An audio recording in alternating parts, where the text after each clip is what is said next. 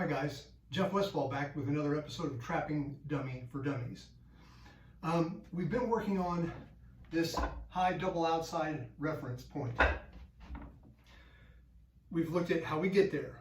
We've looked at as we get there, the opponent reacts a certain way, we do something based on his reaction. But what if we get there and the opponent's reaction is to do very little other than to hold a structure? And maybe a structure that we don't immediately have an answer for. So we need to make something happen in that case. And one of the most classical things you make happen is a double Jut Sao. Now, that would look on the dummy like this. It's hard to see anything happening on the dummy because the dummy is a rigid structure. What I'm doing is I'm squeezing both of my humerus bones, both of my upper arms in so my elbows approach each other. At the same time, I squeeze my forearms, my wrists in towards each other at the same time that I bend my knees. This is causing a number of things to happen. The most basic thing it's causing to happen is his arms are being kind of crushed together. As my arms come in on the outside of his naturally, if he leaves them there, come in as well. Now, there's a really important concept for you to understand, and that is, what is the degree to which the opponent is making his arm connected to his body based on how tense he keeps the muscles? If someone pushes on my arm and I keep a tense connection, it turns my body. If someone pushes on my arm and I don't keep a tense connection, it moves the arm, but my body stays stationary. Well, anytime I'm manipulating my opponent's arms, he is somewhere on that spectrum of, is the manipulation extending up into his body? So the first assumption we're going to make for today's video is that he's a little lax, and so that when I pull those arms down, his arms come down, but his head does not. If he keeps all this connected and he wants to show you how strong he is, and you pull those arms down, his head comes forward. And that's going to be a different response that we're going to look at later on. But for right now, we're going to make the assumption that he's a little bit loosey-goosey here. His arms just kind of collapse in a little bit. Not quite like that, but enough that we still need to continue to trap. And the trap we're going to do is called a Lan Sao.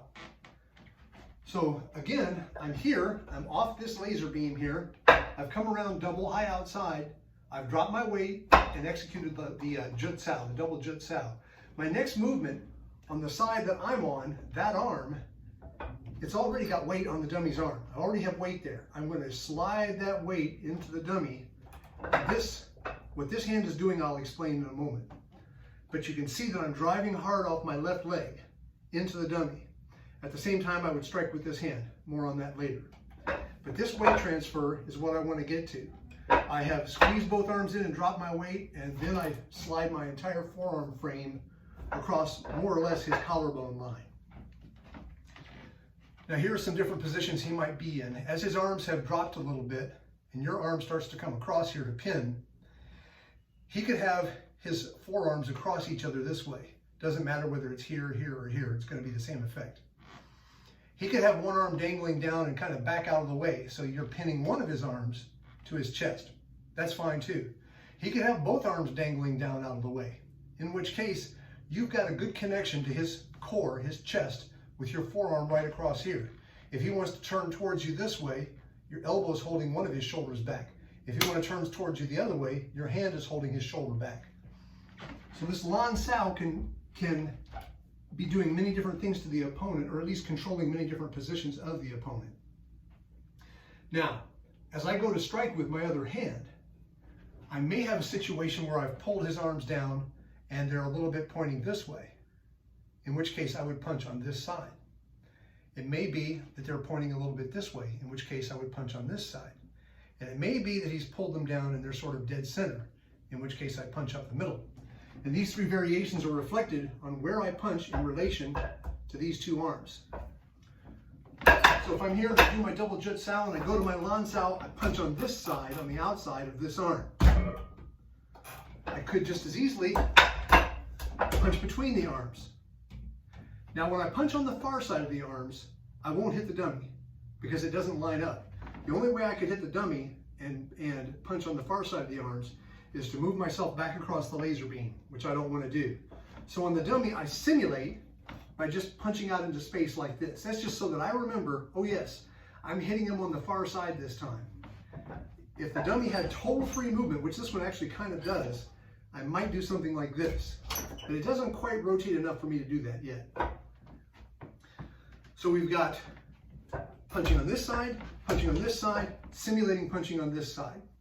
Those are our three variables.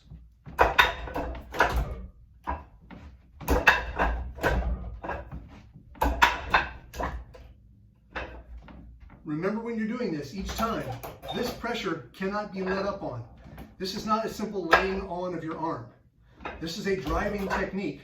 If it makes your opponent stumble backwards before you can punch him, all the better. Run him down and kick him.